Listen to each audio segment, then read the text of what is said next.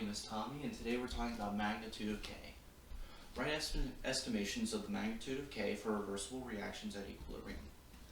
So if we only have product present, our K is going to be extremely large, say about 1,000,000 or so. So K is greater than 1,000,000 for these kind of cases.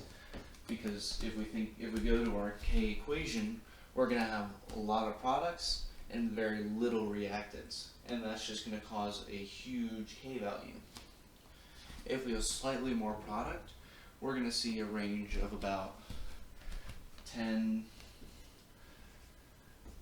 to about 100,000 for slightly more product, or a good bit more product, where we still have a reasonable amount of reactant, but it's not completely overwhelmed by product. Now if we have the same amount of product as reactant, we're going to have a K value of around 0.1 to 10, where we don't have that much more reactant or that much more product. And we're exactly equal at about 1 for K. And if you're more than 1, you have more product. If you're less than 1, you have more reactant. So if you have slightly more reactant, your K value is probably going to be somewhere between 0.1 and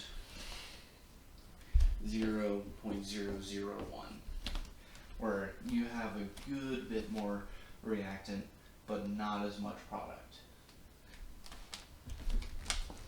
Now if you only have reactants, then your K value is going to be less than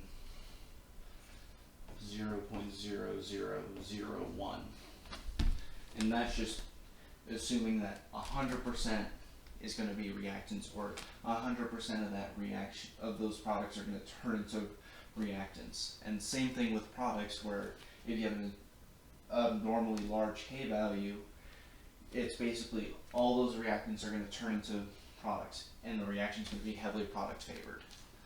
So up here we have a product favored reaction, and down here we have a reactant favored reaction.